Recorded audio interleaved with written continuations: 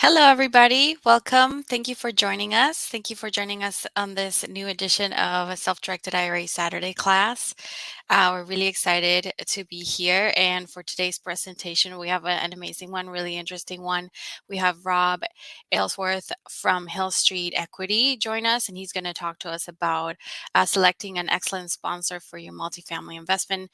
We know multifamily has been growing in popularity now, and it's really good option for investing. So we're so excited that Rob is here with us to teach us more about it. Before we get started, let's do some housekeeping as we normally do. So let's talk about who is Quest. We're the largest self-directed IRA custodian in Texas. We have about 20,000 active investor clients across the country, about 2.7 billion in assets under administration at the moment. We're trying to go for 3 billion for this year, by the end of the year. We have about 100 to 114 employees, and about a third of us are certified IRA service professionals. So really important there for whenever you call, you always have someone who really understands IRAs to provide information to you and help you through your journey. We also have about 400 million plus in undirected cash from our clients. This is really good for anybody out there trying to raise capital for your projects. So yes, I do want to say, and we always do before we start, all of our materials and what we'll be covering is for educational purposes only.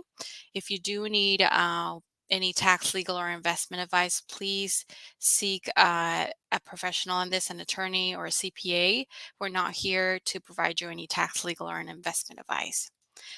So let's talk a little bit more about what a self-directed IRA is. Really is like any other type of IRA, but we use the term self-directed to differentiate the type of investing that you'll be doing.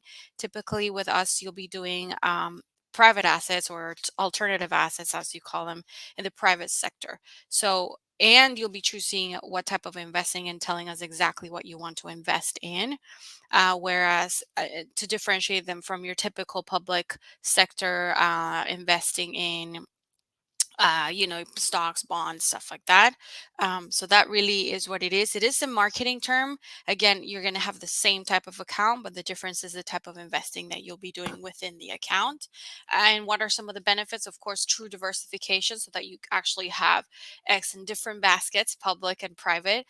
Really important there. You also tax savings, as you know, you don't get taxed when you do earnings and profits. And if you have the right type of account, like a Roth, you can actually um, grow it tax free.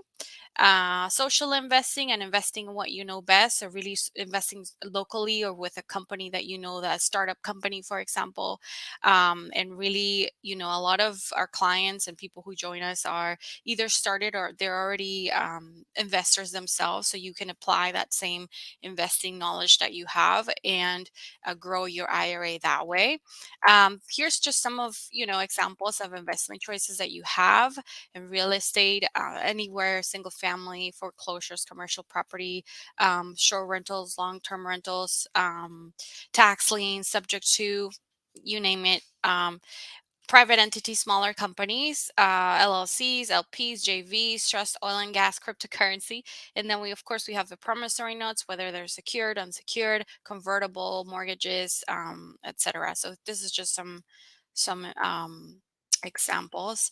I do want to mention we do this every Saturday and every Tuesday because we do want to provide education to all of our clients and people interested in self-directed IRA so they can really understand what they can do.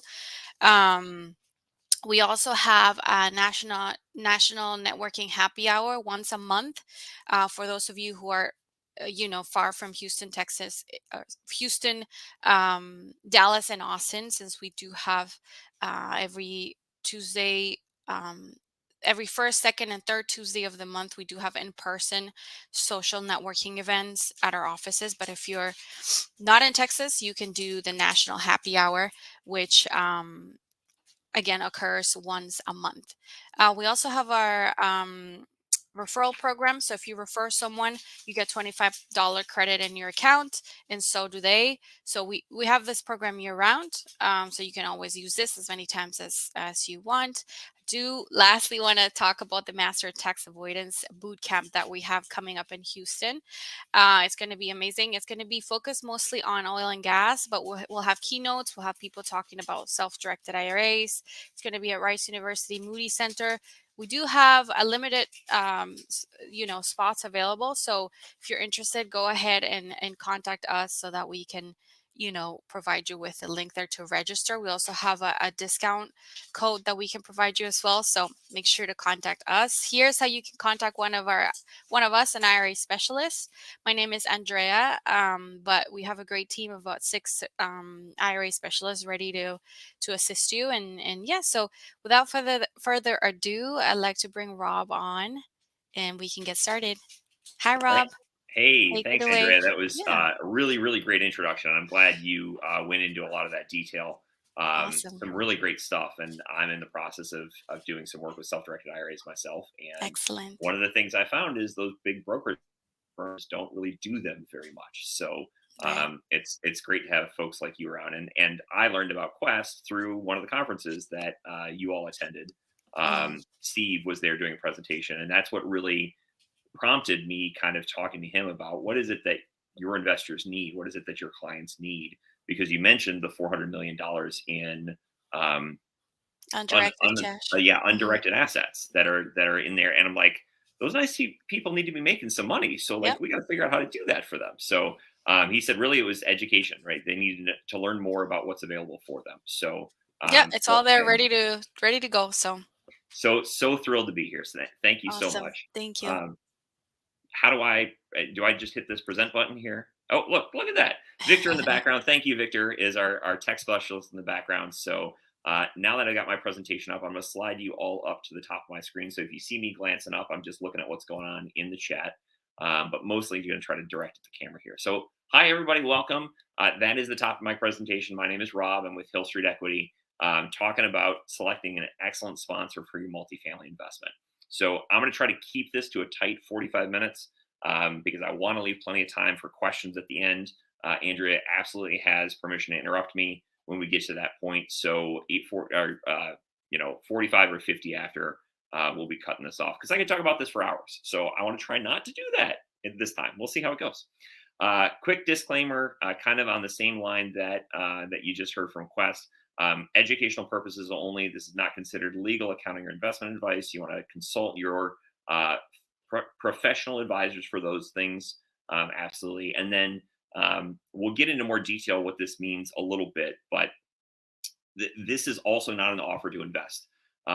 Most of about 90% of the opportunities that my team sees are what's called 506B offerings, meaning they have to have a pre-existing relationship for your investors. So we can establish that for sure, but this is making clear that this isn't an offer. So if you want to learn more about that, or you want to talk about specific opportunities, we can always connect later. My contact details will be a little bit later on. The other suggestion I want to make to you before I look at my own picture, as I go through this, I'm going to say things that aren't necessarily in the slides. This is being recorded. It'll post to YouTube. Fantastic. You can refer back to it.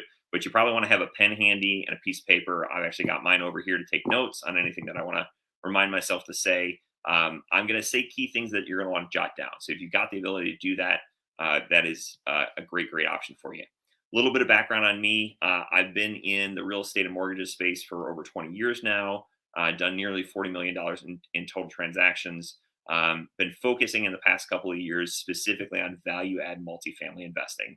And I'll talk about what that means in a little bit. Grew up in Michigan. I'm a Michigan guy, and now I'm living in Celebration, Florida, 10 minutes away from Walt Disney World. So those are the two loves of my life. We could spend another couple hours talking about those. Sorry, those are the third and fourth loves of my life. I also have a wife and a 6-year-old son. They come first. I meant to say it that way the first time when I practiced. Company values. This is what I and my company stand for. Investors first. We are all about giving people excellent opportunities, but most important is the protection of capital first and foremost. We are not looking to, while there's risk in every investment, we are absolutely looking to make people money, not lose people money. Givers gain. I've found in my life and my career that the majority of my success comes from helping other people. And then finally, I mentioned I'm the Disney guy. What would Walt do? When I think about how I want to run my business, how I want to interact with clients and potential investors and investors, what would Walt Disney do? I want to do what that man did because that man did some incredible stuff. So that's the mentality that I have going forward. And this is the thought that I wanted to start off with. And this is what really got me into the multifamily space is, if you want to go fast, you can go by yourself. But if you want to go far, you need a team. You need a team of experts that are helping you get more accomplished in less time and really getting some stratospheric results. So that's my mindset, and that's where I got into this whole thing. Here's what we're going to talk about today, just really briefly. I don't know everybody's experience, so I'm going to give you a little bit of overview on what multifamily syndication is and what that looks like and why there's some benefits to that. And then I'm specifically going to dig into the value add strategy and what that means. I've got a sample deal in here, so we're going to talk about typical returns. And then we're really going to talk about how do you get to those returns. So why is the sponsor so important? Most importantly, if there's a whole bunch of people working on a project, who's really in charge? Trying to figure out who that is. In my experience, I've gotten pretty good at reading through the marketing packages and kind of reading between the lines to figure out what's really going on. And I'm going to give you some tips there about the questions to ask. Once you get into the evaluating the sponsors, what does that really look like? And I tried to, there is so much. I'm going to give you some resources to learn even more. But I really tried to boil it down to if I just had a handful of questions to ask a potential sponsor that I was going to invest with, what would those questions be? And then next steps, how do you get started? What does that look like? So let's start at the very beginning. What is a syndication? So syndication at its core is simplest. It's a bunch of investors coming together to leverage each other's experience and equity to get a bigger deal done. That's how these large transactions get done for the most part. You can also, there are huge institutional investors doing this with really not even their own capital. They're still getting money from other people, but they can do it all as one entity. But a syndication has two big groups to it. So this is a little bit of a legacy naming, but it's just the easiest way to understand it. Most of these are actually structured in LLCs now, but from the old partnership language, you have general partners. General partners are the active investors. They're financing, and they're operating the properties. They're the ones that take on the liability. And they're the ones that are responsible when things go well and when things go not so well, right? So they're going to be the ones on the hook for the investment. Their portion of the deal is typically between 10 and 30% of the profit. So they're taking the risk, they're doing the work, they get a percentage of the profit. And it may end up being a large team, and they're led by what I refer to as the sponsor. So the sponsor or the lead sponsor is the person who's actually in charge, going to be doing the work. They're going to get assistance from the rest of the team, but they're the person or persons who are doing the lion's share of the work. And then your limited partners are your passive investors. So they're the folks that are funding the deal. They don't have any work to do on the deal other than keep an eye on what's happening. And they have no liability other than the capital that they've put forward.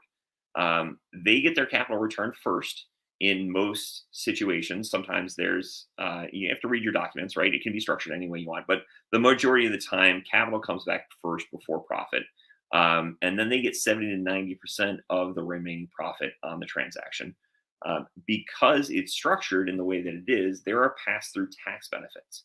So a lot of times you can see 50, 60, 70, 80 plus percent depreciation or bonus depreciation in the first year that you can use to write off against your other passive income.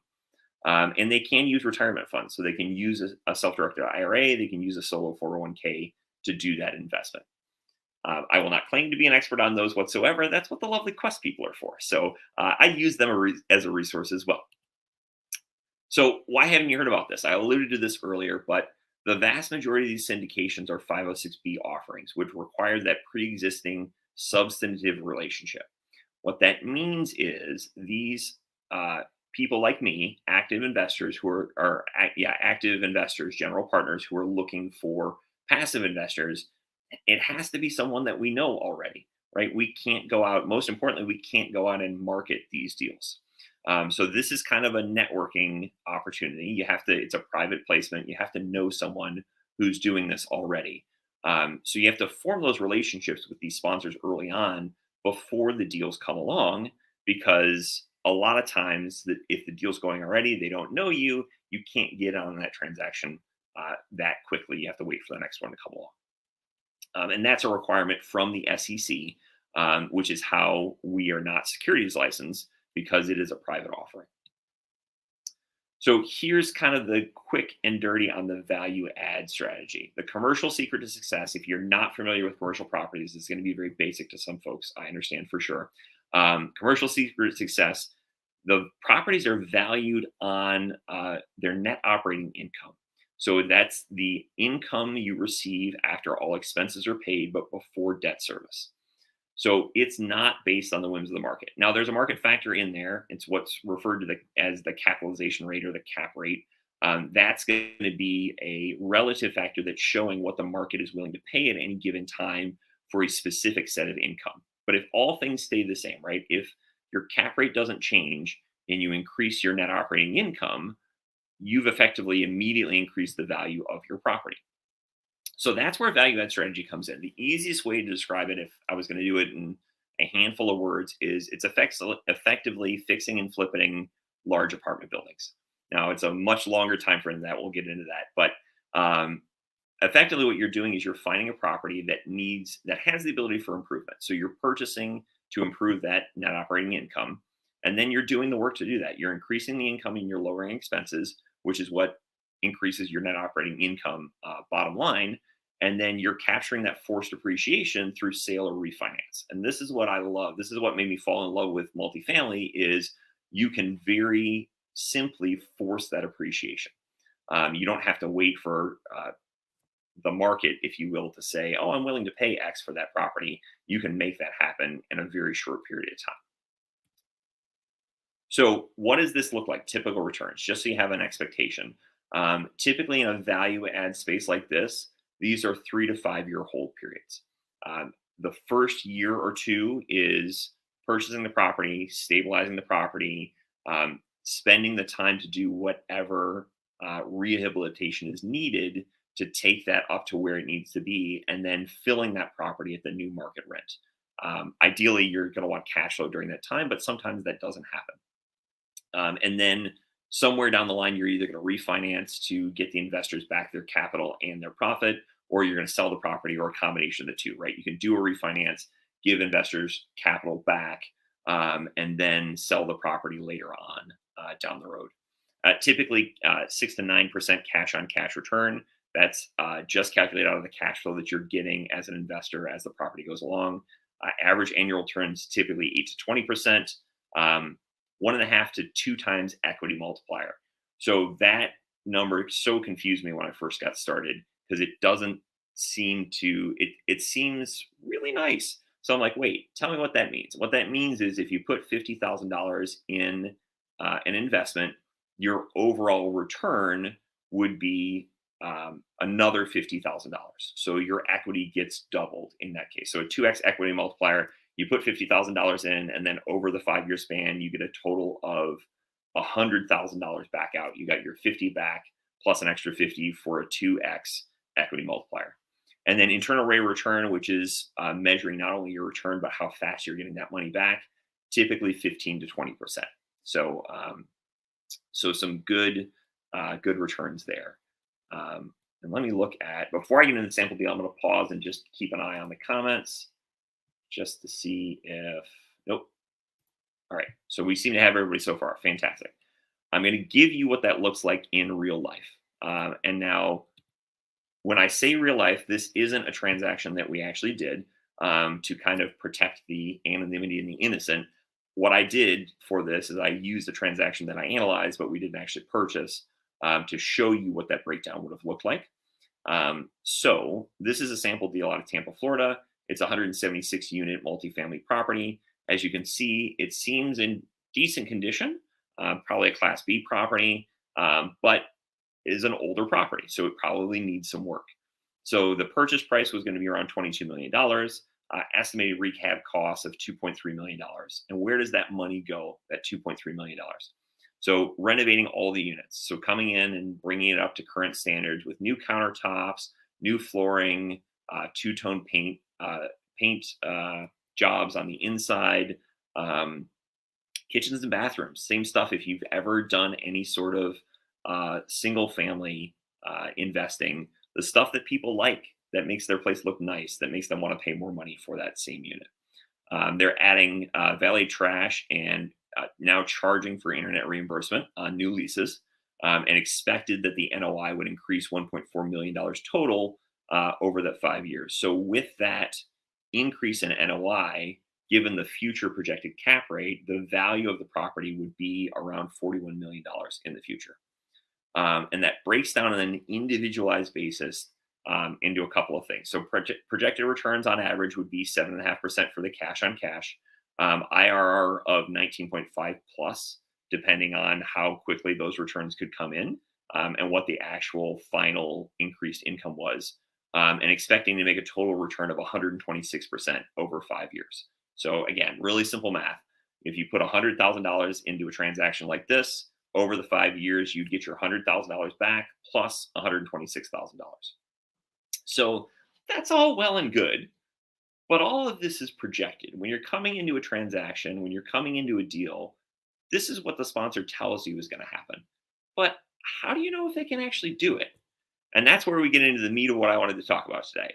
Really, the bottom line, if you remember nothing else, maybe even jot this down somewhere: excellent sponsors get excellent results. Look for somebody that knows what they're doing.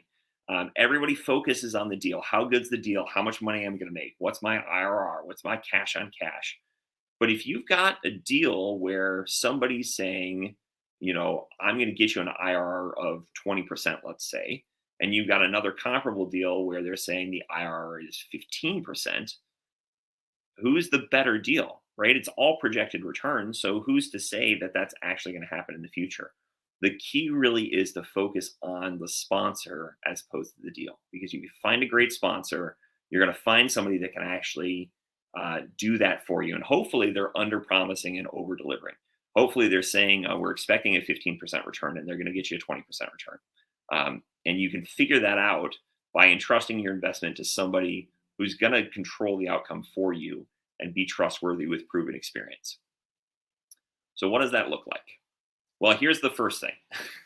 So you need to figure out who's really running things. One of the common things that you'll get as an investor is a slide deck. You're going to get an offering memorandum or an investor packet that breaks down what's happening in this transaction and what the sponsor is proposing. Usually there's a slide in there somewhere that has a couple of bios on your sponsorship team. And you want to really scrutinize that and try to figure out what's going on there. And it usually breaks out like this. Sometimes it's 3 people, sometimes it's 5, sometimes the slide is, there's 3 or 4 slides because there's 7 or 10 or 12 people on it. It can get pretty big pretty quickly. And usually they're putting at the very front of it whoever's got the most experience, which makes it perfect sense, right? That's the person that you want to lead with. This person has loads of experience.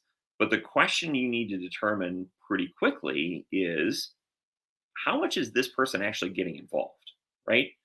One of the things, and I'll get into detail on a later slide here, but one of the things that happens is, and I've actually got it listed here, are they just guaranteeing the debt? A lot of times newer sponsors come in, they can't get a loan from a bank because they don't have a track record of success. So they need to farm out that loan guarantee to someone that does have a track record. Sometimes, and there isn't necessarily anything wrong with this arrangement, but you need to know this going in. Sometimes they truly are just farming it out, right? That super experienced sponsor is going to get 5% of the active partner's equity, the general partner's equity, and all they're doing is signing on the loan. They don't expect to have any other participation in it.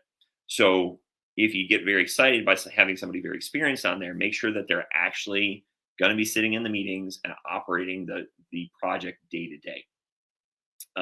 So what you'll see conversely is the middle sponsor, right? The middle experienced sponsor will have some experience, but there's a little bit of hesitation there. If there's some experience isn't very much experience, right? Maybe they only got a couple years of experience. Is that person really doing all the work? And how much is the more senior sponsor, the more experienced sponsor, going to be guiding that person? I've seen very successful transactions where the slightly experienced sponsor is on the order of having 1,000 units already, and has been doing it 3 or 5 years, and they've got an ultra experienced sponsor as their backup, and that works really, really well. And then conversely, right, if the ultra experienced sponsor is actually invested in and working on the deal, that's really great. And then you'll see some people, usually those extra faces on there are the first timers. It's the first time being a general partner.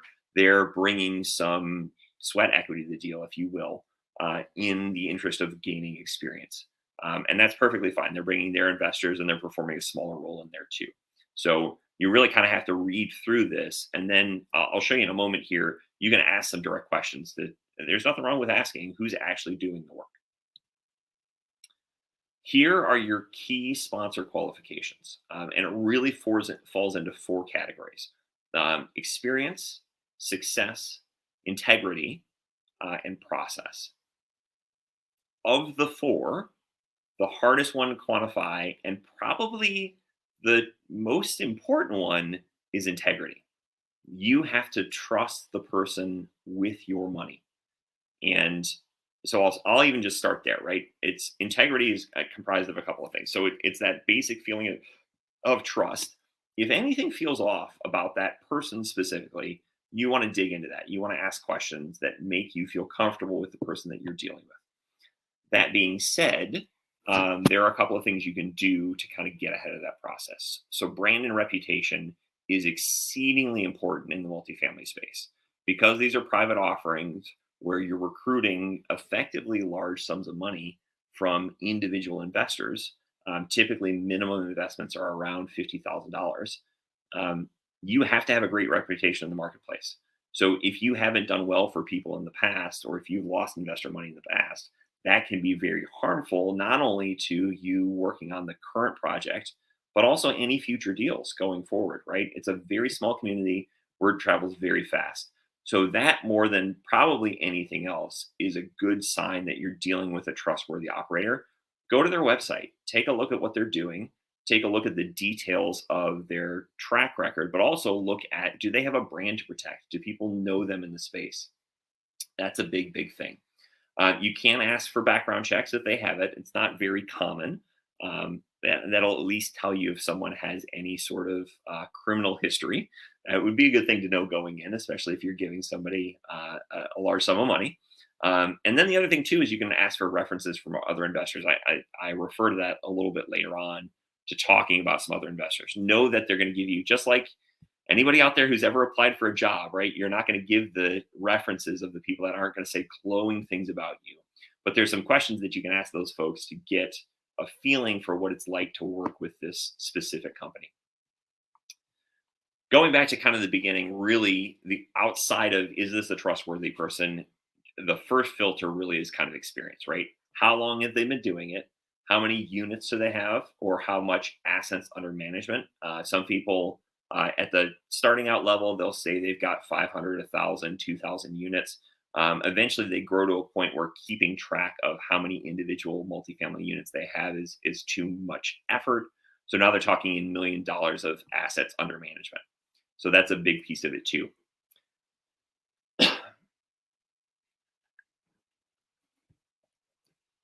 Digging into that experience, you want to know, okay, maybe somebody's very experienced. How much experience do they have in the area that this deal is going to be? Not only the broader market, but the sub market as well. That's a good one to dig into. Pardon me, getting a little tickle in the throat there.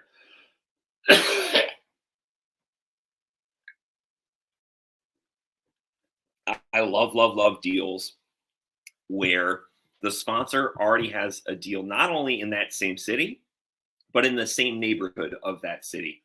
A lot of these transactions are remote to where I live. I'm in Florida. We're dealing with stuff in Georgia and Texas as well.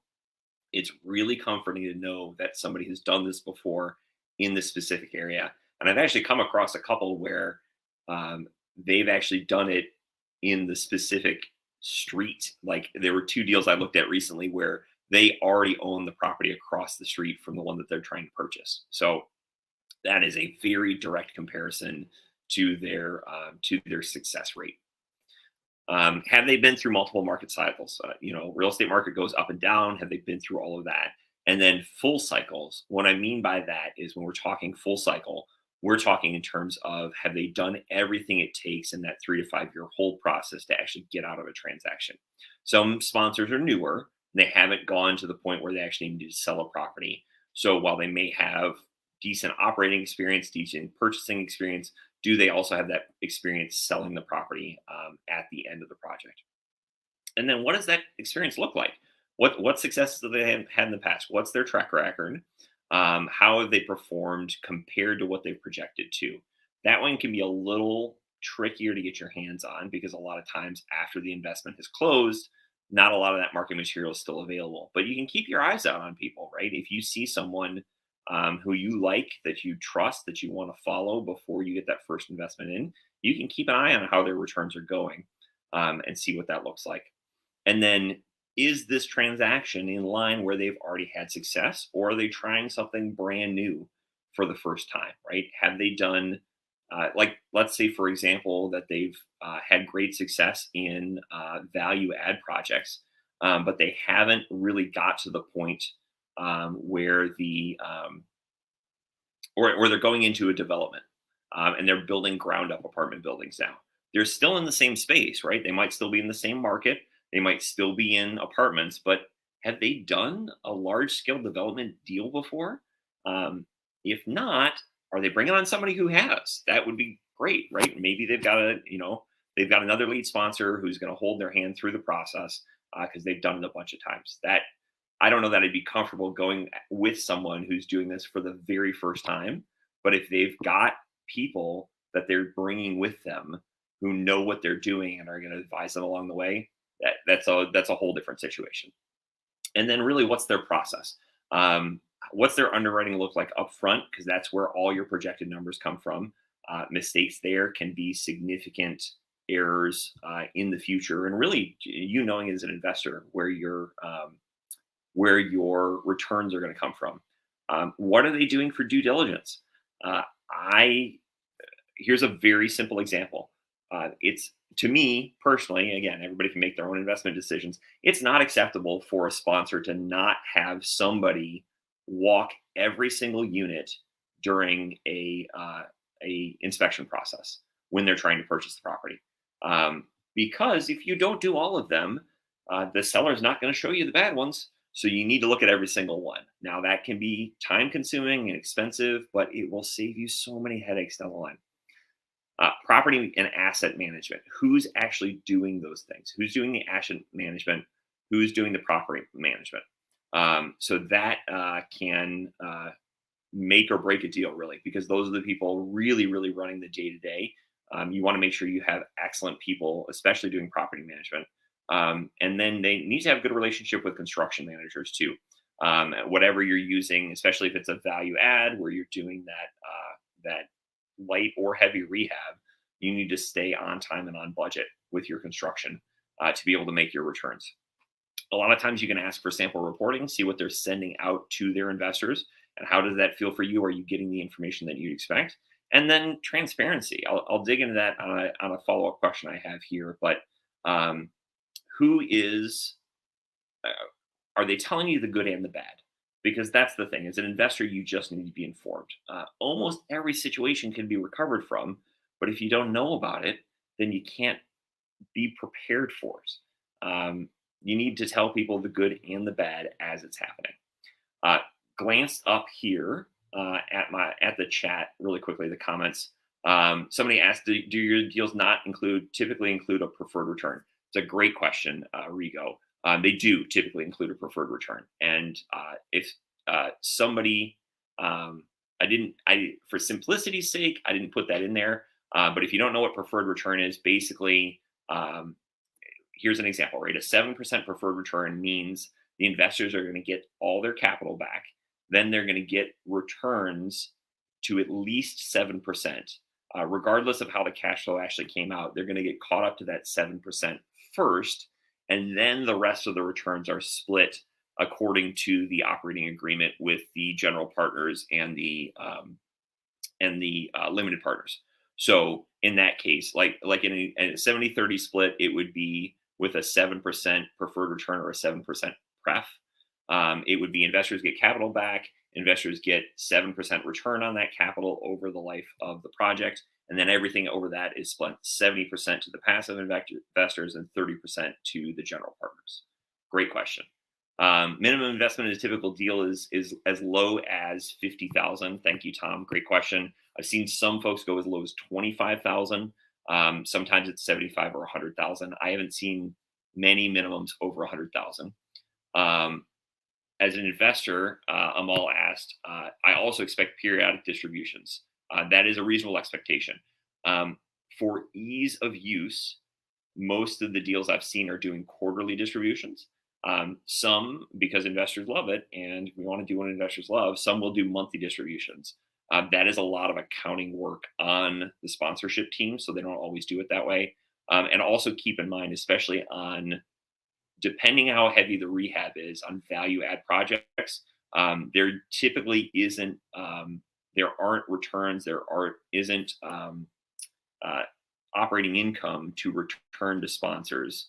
There is a profit in the beginning for the first 6 to 12 months. Typically, they're not doing distributions because they need to inject all that money back into the project to get the construction done as quickly as possible, to get the rents up and the place re-rented as quickly as possible. And then I'm always also asking, what tips do you want to give to someone who wants to get into sponsorship? Any guidance? Great question. So step one, first and foremost, I don't have it in here, but hopefully you have a pen handy. If you want to learn how to be a general partner yourself, biggerpockets.com is an incredible website. I learned a ton of stuff from them. If you were to read 2 books from them, Multifamily Millionaire Volume 1 and 2. If you only have time to read 1 book, read Multifamily Millionaire Volume 2. Volume 1 talks about the general of multifamily investing and really focuses on small multifamily and doing it yourself. Volume 2 talks about these syndicated deals. The basis for information in Volume 1 is really fantastic. But if you just want to skip to Volume 2 and learn what it means on the syndication side of things and the nuance there, that's a great option. So great questions there. And speaking of questions, key questions to ask your sponsor. Step number 1, if you want to talk to a sponsor directly and you want to get people to really tell you what they're thinking and what they're feeling and what's important to them, ask a very open-ended question. Tell me about your strategy. You want to hear a very clear, articulated plan from that sponsor that falls right in line with things that they've done in the past and been successful at. And you want them to say it in a way that's very clear and very specific. So I invest in large multifamily apartment buildings. That's not a strategy. That's an asset class. You want somebody to say kind of what I said to you earlier, right? We are focused on large apartment buildings, typically over 100 units in the Southeast, value add projects where we can exit in the 3 to 5 year hold time, right? That's a very specific strategy. And this is another one where just when you ask a question like this, stay quiet and let them tell you as much about themselves as they will, because you'll learn a lot in that nuance there. Who are the property manager and the contractor? It should be in the sponsorship deck. If they're not, you want to learn that and then do research on them too. How good are they? What else do they do? How much experience do they have? Do they do these types of properties? You know, whatever you can get off of their websites and reviews about them directly is very useful. Oh, as a little aside here, speaking of reviews, one of the things that scared me when I first got into this was I'd look up some of these properties that were listed and I'm like, whoa, the tenants are not happy. I don't know if this is going to be any good. Now I think, whoa, the tenants are not happy. There is a huge opportunity here. So literally, like, Google the apartment complex and look at their Google reviews and read through them. I read through some of them. People were like, The place has bugs. I put in to get my AC fixed, and it's been 6 months and nobody's done anything yet. Nobody picks up the phone call in the office. Those are very solvable problems for a sponsor that has a good property manager. Um, People got to get stuff fixed. You got to take care of your tenants, right? That is it's, like I said, I'm a Disney guy. I will always be about, if you give somebody a nice place to live, they will keep it nice. They will find pride in it. It'll be a great community. If you let it get even a little bit run down because there's trash on the ground, for example, they're going to make it 100 times worse. So you really need a project manager who's going to be diligent about those sorts of things. Ask them directly, how accurate have your projected returns been, given some of your recent deals in the past? What does that look like? And then who's running the day to day, right? And you can, even if you've got the investor deck, and you look at, okay, so I see XYZ investment companies on this, and they've got a ton of great experience. Are they actually going to be doing the work, or are they just the debt guarantee? You can just ask that question, right? And they'll tell you what's going to happen there. So, and a lot of times you can, even if your contact next isn't necessarily the key sponsor or the lead sponsor, you can ask to have a meeting with that person and talk to them directly about their experience too. What's your due diligence process? Talked about this before. You want to make sure they're walking every unit, that they're actually pulling the signed leases and looking at what the lease says and not what the rent roll says, looking at the maintenance records and not what the accounting system said was the maintenance, but what they actually paid for stuff, and inspecting all the major systems and talking to the existing staff to hear what challenges exist. All of that stuff is super, super important. And then ask for references. Can I talk to a previous investor? And when you talk to those folks, do you get your K-1s on time? That's a great indicator of how organized the sponsor is and how good their support team is. A K-1, if you don't know, that is the tax form that you get that passes through your portion of the investment. And a lot of times, now I will say this, right? A lot of times what happens is the company, the LLC's taxes have to get done first, and then they can issue K-1s. They're supposed to be getting to you those by March 31st, and that's kind of the last thing that you need to file your personal taxes. It does happen where there are delays in those for certain reasons. So going into one of these, you should probably have the expectation that you're going to need to file an extension on your taxes because you'll be waiting on that form. But hopefully it's not because the sponsor is taking too long doing things. Hopefully they're doing it in a timely basis. And sometimes things just come up in that process. But it's a great kind of litmus test is if they're getting their K-1s like clockwork, that's a sponsor that knows what they're doing. And then, does the sponsor tell you the good and the bad? How do they act when times get tough? Are they communicating regularly? Are they giving you all those details? And then the other one that I just absolutely love that will tell you a lot about that integrity and that character is, tell me about a deal that didn't perform the way that you wanted to. Tell me about a deal that went bad or went wrong. How they talk about what they did when things get bad will tell you a lot about who they are. Do they share the ugly truth with investors? Do they try to minimize it? Do they try to downplay it?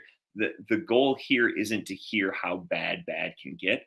The goal here is to hear how they handle bad, right? Do they tell you what happened? And just be, you don't need to grill them or rake them over the coals, but you really just need to say, you need an understanding of how do they feel about that? What happened to them? What did they do? What did they learn from it? And how they talk about that to you as a prospective investor, and basically just not trying to minimize the fact that something went wrong in a deal. Again, I said it in the disclaimer, I'll say it again. This investing involves risk. All the capital you're investing is subject to risk. It's possible that you could lose the whole thing. So you shouldn't be going into one of these if this is money that you absolutely need to live on. And you should know that that risk exists. So you go into that with clear eyes, but at the same time, you don't need to doom and gloom the sponsor over it either. You just need to hear, so tell me what happened. Tell me what went wrong. Tell me what you learned from it. Tell me what you do in the future to deal with that. And what does that sound like? If they can confidently portray that to you, it's a good sign. So a couple of more questions in the chat here. How do you perceive today's multifamily business with growing interest rates and sellers not necessarily reducing the price? there is a giant gap on mall and a giant opportunity right now. And things are definitely going to come to a head. There are a lot fewer deals available right now. And there's a lot, and sellers are, frankly, in a lot of cases, asking for too much money. Um, there's going to be a contingent of sellers that needs to sell in the near future. I expect that purchase prices on multifamily will go down because of that, because you'll have people that need to sell their properties. Now, on the flip side of things, if you think, oh well, what happens to us as a team if that happens at our exit period?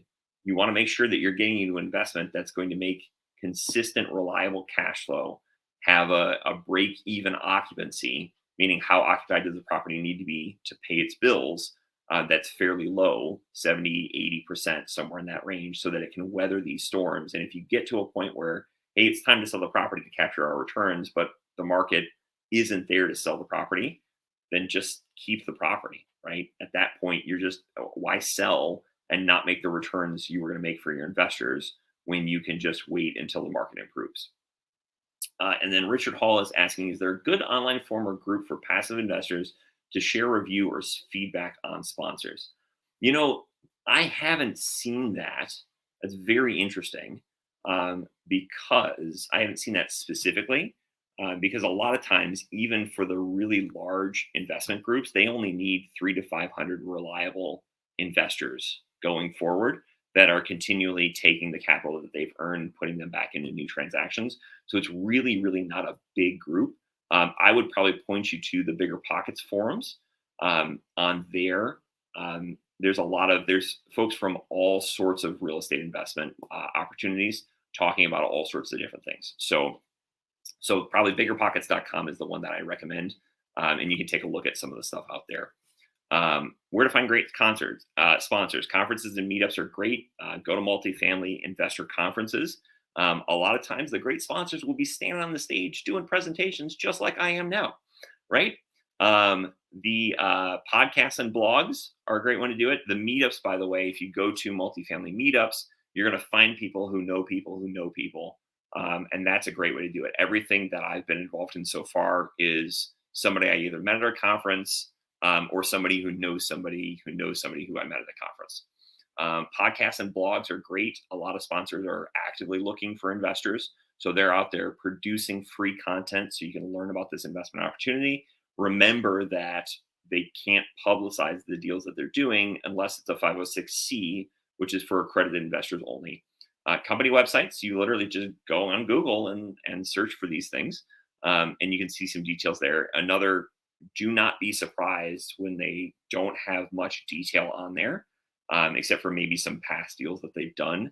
You probably have to sign up for their mailing list to actually see what's going on behind the scenes. And then referrals, like Richard was saying, right? Talk to other people that you know that are interested in this, maybe somebody that's done it before. Word of mouth is a very, very powerful thing. Amal was asking if we can share the presentation slides. I think we can do that. We'll come back in the Q&A. I'm happy to do that. It will be posted as a recording on YouTube as well, on the Quest Trust YouTube site. So this is where, if you want the resource for way more information than I shared here, the Hands Off Investor by Brian Burke. You might want to take a screenshot of this so you got it handy. For $15, you can learn all of what I just talked about and more, in some really almost excruciating detail, to the point where you'll have so many things to ask a sponsor that they don't possibly have that much time to go through all of those things. So that's a great book. So Hands Off Investor by Brian Burke is a great one for you there. And it's like $15 on Amazon. So totally worth the investment. And actually, while I'm talking about books, I'll say this. My personal secret to keep my brain filled with this stuff is audible.com. A lot of these books are on Audible. Stick them on in your car as you're driving around, just like you'd listen to a podcast.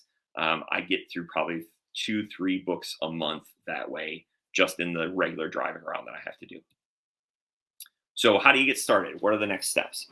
So you find excellent sponsors. We talked about some resources there.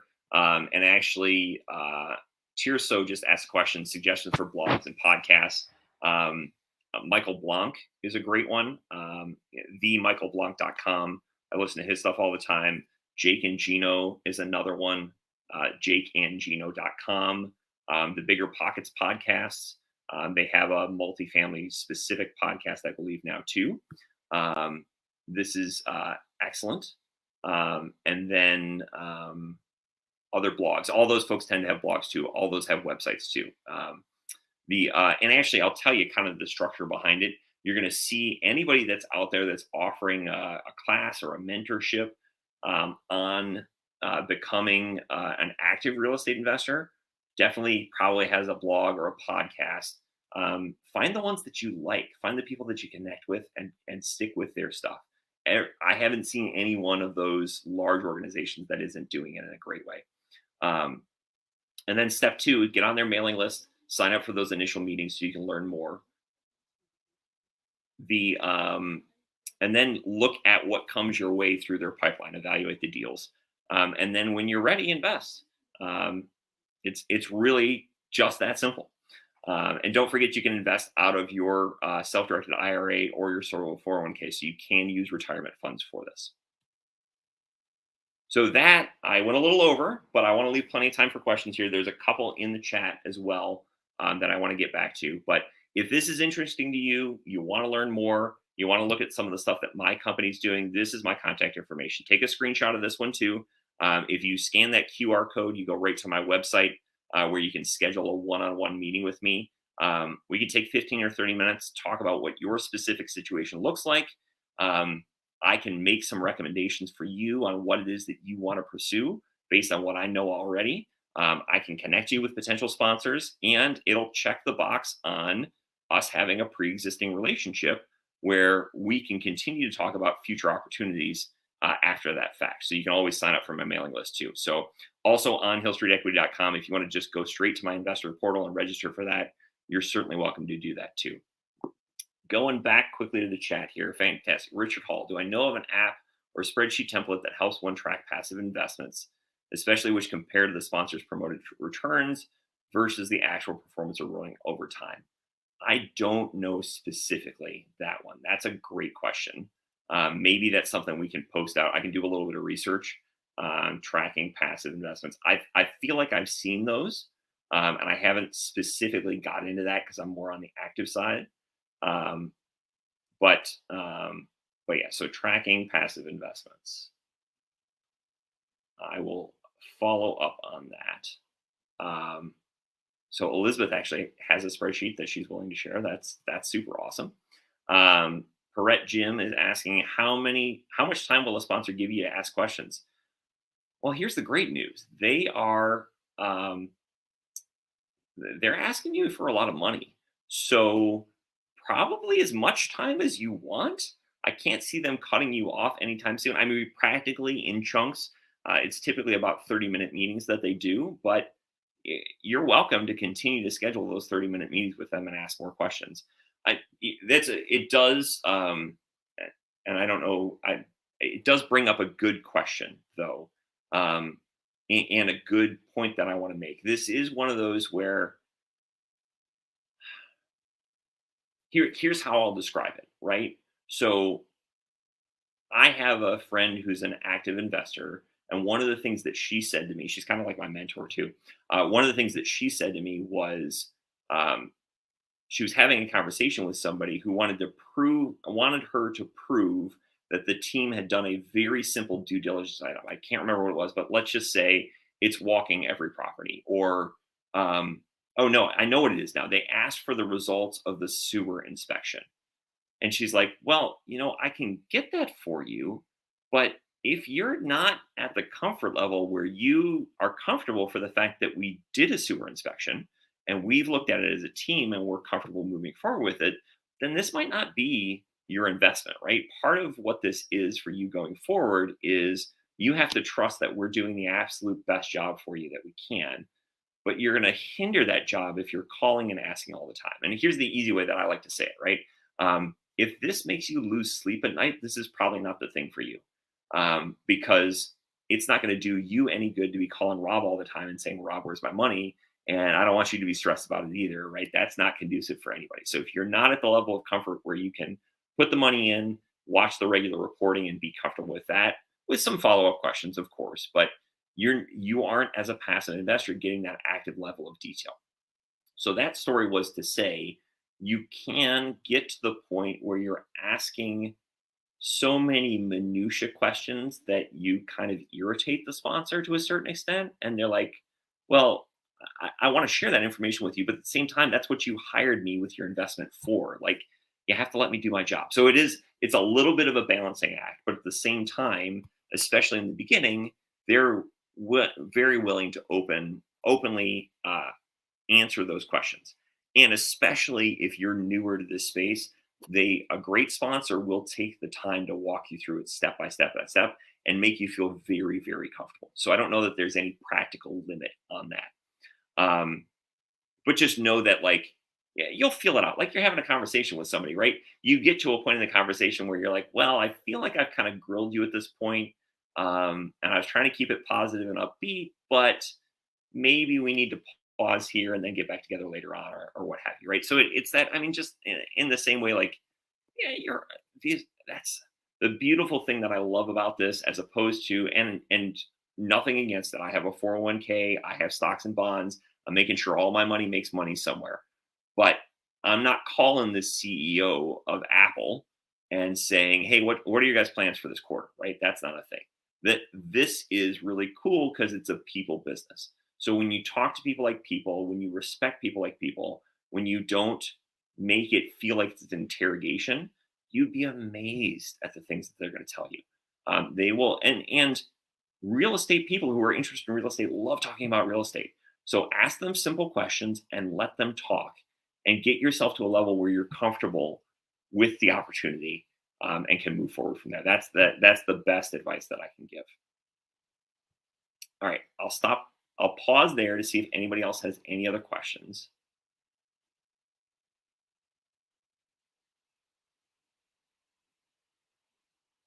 This has been fabulous. So I cannot thank you enough. I'm one of those real estate people that loves to talk about real estate. So I'm very, very excited and honored to be here. The reason I turned my cell phone upside down is folks are already visiting the website, already grabbing a time to talk with me, which is super exciting. So yeah, so if you go to the website, hillstreetequity.com/contact, again, take a screenshot if you haven't, write it down somewhere, because in a week or two, when you're like, oh, I have time to talk to that Rob guy, it'll be gone from your brain. Save it somewhere where if it's not now, in a couple of days, you can set up some time. My whole calendar is out there available. So you don't even have to talk to me first. You can just pick a time that works best for you. And any level that you're at, I love talking about this stuff. It's really, really fantastic.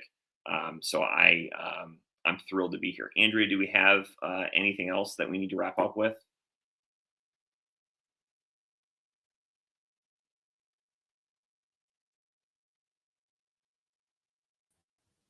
Thank you so much. Sorry about that. That was great. Great information, Rob. Um, I think we had good questions there, good comments. Thank you everybody for your questions too. But yeah, I think that sums it up. If anybody, please go ahead and contact Rob, and maybe ask for any opportunities that he has coming up. And also, if you want to invest in Rob's opportunities with your self-directed IRAs and grow them that way, more than welcome to contact me for that. But yes, again, thank you so much, Rob, for joining us. This was great, great information. I hope everybody has a great rest of your weekend. Yeah. And we had two more questions that came in quickly. Oh, I'm always asking. He says, I see two of you on your website. Yeah, that's me and my wife. She's my finance expert. She gets the money range for these things. How many deals have we done? We are in on our first multifamily. It took us about a year to get there. It's 125 unit out of Dallas. So very exciting there. What I do, my kind of niche is I do not proclaim to be the expert. That's why I did the talk focusing on how do you find the experts, because that's what I'm doing. I'm connecting people in my network to people that are deeply experienced. I am not egotistical enough to think I could do one of these on my own.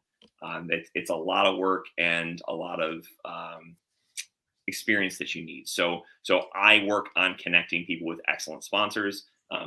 And in return, the sponsors give me a share of the project, and that helps me build my experience along the way. So, great question.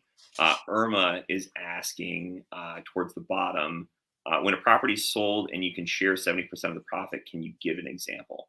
Um, I think uh, I think what she's asking. So I'll recap. But I think what she's asking is like, how much money does that look like? Um, for you as the passive investor, that's going to be that total return that I was talking about, right? So if you put $100,000 in that sample deal I talked about, and here, let me go back to it real quick. Um, you put the $100,000 in this sample deal, then including that 70% split, your total return plus the cash flow you get out of the quarterly distributions along the process, the total return would be $126,000 on top of your 100,000. So you put in, real practically, you're going to wire over $100,000. You're going to get wired back over time $226,000 total. So that 70% is already factored in there. When they talk about the 70/30, it would be if the total deal makes a total profit of $10 million, then 7 million of that 10 million goes to the limited partners after they get their money back and after they get the preferred return that we were talking about, that 7% preferred return, for example. And then the remainder goes to the sponsors. So let's say after all those things are paid, there's $10 million left over. So 7 million to the limited partners and 3 million to the general partners. Awesome. Awesome. All Okay. right, I'll go back to the last one just in Yep. case, even though I said it a bunch of times. If you haven't screenshotted this and you want to talk to me more, I'm happy to do it. Let me know. My whole calendar's on there. Whatever's convenient for you, I'm happy to help. Awesome. Thank you so much, Rob. Thank you Thank all. you, Everybody have everybody. a great day. Enjoy your weekends.